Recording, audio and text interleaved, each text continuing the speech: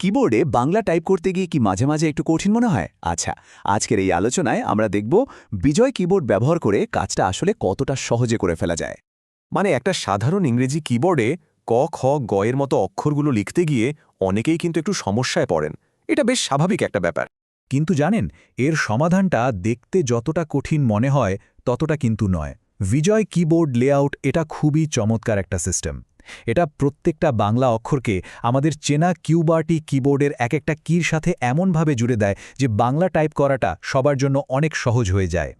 আচ্ছা, তাহলে দেখে নেওয়া যাক আমরা কি বিষয় নিয়ে কথা বলবো। প্রথমে আমরা কিবোর্ডে বাংলা লেখার একদম বেসিক বা মূল পদ্ধতিটা জানব। এরপর দেখব স্বরবর্ণ আর ব্যঞ্জনবর্ণগুলো কিভাবে টাইপ করতে হয়।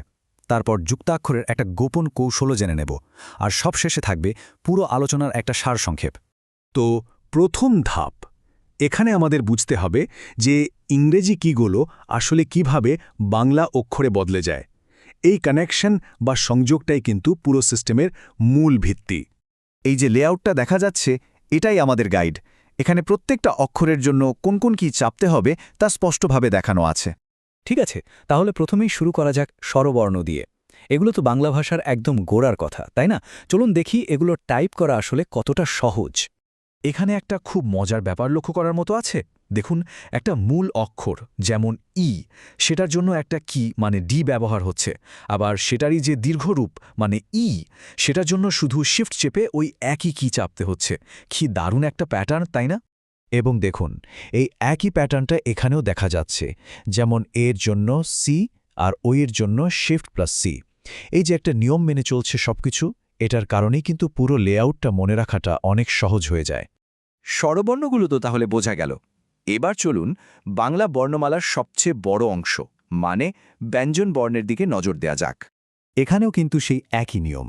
যেমন ক লেখার জন্য শুধু যে চাপতে হচ্ছে, আর সেটারই মহাপ্রাণ রূপ মানে খ লেখার জন্য শিফট চেপে যে চাপতে হচ্ছে। গ আর ঘরের ক্ষেত্রেও ঠিক তাই। এই লেআউটটা খুব সুন্দরভাবে ডিজাইন করা হয়েছে। খেয়াল করলে দেখা যাবে একই রকম উচ্চারণের অক্ষরগুলো কাছাকাছি রাখা হয়েছে। এতে করে টাইপ করার সময় আঙুল খুব বেশি নাড়াতে হয় না, আর গতিও বাড়ে। ভাবা যায় কিবোর্ডের প্রায় প্রত্যেকটা কিকে কত সুন্দরভাবে কাজে লাগানো হয়েছে। এই লেআউটটা জানলে মনে হবে পুরো বাংলা বর্ণমালাটাই যেন হাতের মুঠোয় চলে এসছে। সুতরাং একটা জিনিস পরিষ্কার, অক্ষরগুলোকে এভাবে জোড়ায় জোড়ায় শিখলে মানে অল্পপ্রাণ আর মহাপ্রাণ একসাথে শিখলে মনে রাখাটা অনেক বেশি কার্যকর হয়। এই যে অক্ষরগুলো দেখা যাচ্ছে যেমন ম, জ, র, ল, স, এগুলো বাংলা লেখায় প্রচুর ব্যবহার হয়। তো এগুলো ভালোভাবে চিনে রাখলে টাইপিংয়ের স্পিড এমনিতেই বেড়ে যাবে। আর সবশেষে এই কয়েকটি অক্ষর আর চিহ্ন, এগুলো শিখে ফেললেই কিন্তু বাংলা বর্ণমালার সবকটা একক বর্ণ টাইপ করার কাজ শেষ। দারুণ ব্যাপার, তাই না? আচ্ছা, এতক্ষণ তো আমরা সিঙ্গল অক্ষর নিয়ে কথা বললাম। এবার আসা যাক সেই অংশে যেটা অনেকের কাছেই সবচেয়ে কঠিন মনে হয়, যুক্তাক্ষর। কিন্তু বিশ্বাস করুন, এর একটা খুব সহজ গোপন কৌশল আছে। তো যুক্তাক্ষর জিনিসটা কি? এটা হলো যখন দুই বা তার বেশি ব্যঞ্জনবর্ণ একসাথে জুড়ে গিয়ে একটা নতুন চেহারা নেয়। প্রথম দেখা এগুলো টাইপ করাটা বেশ কঠিন মনে হতেই পারে, কিন্তু সেই জাদুর চাবিকাঠিটা কি জানেন? সেটা হলো জি কি। হ্যাঁ, কিবোর্ডের এই একটা মাত্র জি কি ব্যঞ্জন বর্ণগুলোকে জোড়া লাগানোর কাজটা করে, মানে লিঙ্কার হিসেবে কাজ করে। ব্যাপারটা খুবই সহজ, মাত্র ৩টা ধাপ। প্রথমে প্রথম ব্যঞ্জনবর্ণটা টাইপ করতে হবে, যেমন ক এর জন্য জে।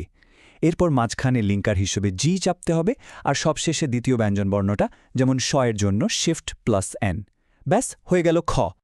চলুন আরও কয়েকটা উদাহরণ দেখি। যেমন ক, কক্ত বা অঙ্ক। প্রত্যেকটা ক্ষেত্রে কিন্তু নিয়মটা একদম একই। প্রথম অক্ষর, তারপর গ, তারপর দ্বিতীয় অক্ষর। এই একটা নিয়ম জানলেই যে কোনো জটিল যুক্তাক্ষর লেখা সম্ভব। তো আমরা অনেক কিছু দেখলাম। চলুন এবার সব মিলিয়ে পুরো বিষয়টার একটা সারসংক্ষেপ করা যাক। যা যা শিখলাম সেগুলোই আসলে বাংলা টাইপিংয়ের মূল চাবিকাঠি। তাহলে মূল নিয়মগুলো কি কি? অ লেখার জন্য এফ কি, মহাপ্রাণ বা অন্য ধরনের অক্ষরের জন্য শিফট কি, আর সবচেয়ে গুরুত্বপূর্ণ যুক্তাক্ষর তৈরির জন্য লিঙ্কার হিসেবে জি কি।